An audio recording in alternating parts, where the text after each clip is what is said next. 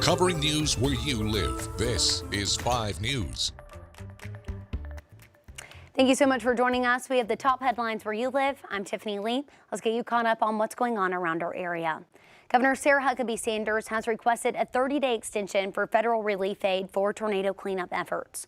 President Biden already approved using federal funds to cover 100% of aid for the first 30 days after the tornadoes. Sanders said the extension would help support the long road ahead for cleanup in Pulaski, Lone Oak, and Cross counties. Now let's get a check of the weather where you live with meteorologist Zach Scott. Hey, Zach. Hey, Tiffany, we are looking at some warm temperatures again this afternoon, mid to upper 80s, similar to what we saw in Northwest Arkansas on Saturday, similar to what we saw in the River Valley as well. We're talking upper 80s and lower 90s. Plenty of sunshine, some scattered clouds coming in. We do have a chance for a late day shower. We're talking later in the evening, overnight, and I'll show you that here in just a second. We hit the records Saturday in Fayetteville and Fort Smith. We're just shy of those records likely today. The record's 90 in Fayetteville, the record's 95 in Fort Smith. All right, back to those rain chances. Again, we've got some scattered clouds out there this morning, plenty of sunshine mixing in this afternoon. Temperatures on the up and up. Again, we're looking at a south wind not as strong as what we saw Saturday, Sunday. So that was really mixing up the air for us. We had the higher humidity, but it didn't feel as uncomfortable as it could have because we had that breeze. That breeze is down a little bit. It's still there, 5 to 15 miles per hour across the region, some gusts up to 20 miles per hour. But you may notice, because of that lighter wind, you may notice that humidity a little bit more than you had the last few days.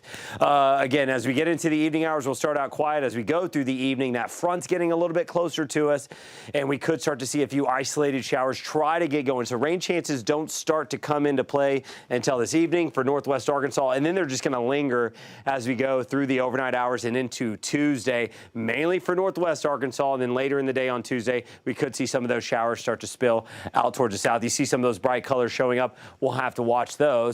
There will be enough heat, moisture, instability in the atmosphere where a strong storm or two will be possible with pockets of hail and some gusty winds. Overall, we're going to go with a 50% chance of some scattered showers, especially the further north that you live, the better shot you have. Tiffany will be tracking those over the next 24 to 48 hours. All right, thanks for that, Zach. Well, Arkansas Children's is now announcing their largest expansion ever.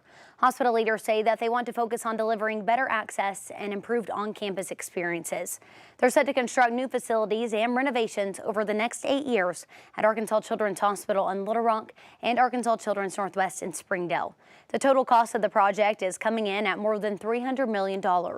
They say that the plan expands bed capacity, transforms inpatient and outpatient surgical approaches, and creates more inviting and accessible campus experiences. More details will be released this fall. The Tyson plant in Van Buren will shut down for good this Friday. The Springdale-based company announced the closure in March, and it leaves almost 1,000 people without a job. The situation led to several protests over the past couple of months in both Van Buren and Springdale at Tyson's headquarters.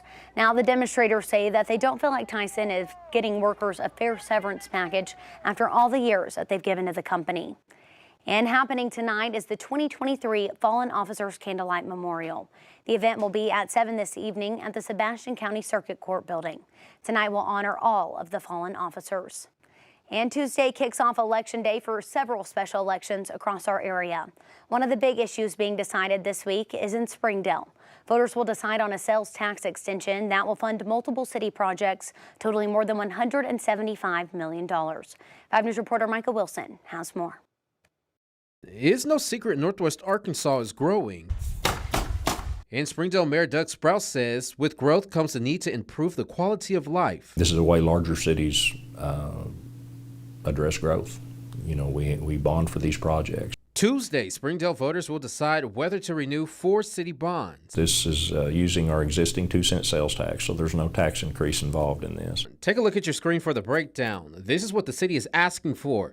$135 million for street improvements, more than $16 million in funding for a new senior center. Another ballot question would be having to do with raising revenue for park improvements. The city is also asking voters to decide on $7.75 million to fund a new fire station. The biggest part of those improvements will be turfing and LED lighting on all of our sports fields. All of that would come from the park bond, which in return, Mayor Sprouse believes will bring more business and revenue to the city. That helps our small businesses, that helps our hotels, that helps our restaurants, as we attract more and more of those tournaments. As for the possible new senior center, We need to build for growth. We're in a 20,000 square foot building now. What we will build will be a 2-story building. a 2-story building that comes with double the square footage, pickleball courts, computer stations, and expansions to its kitchen to grow its Meals on Wheels program. This is the way we fund improvements.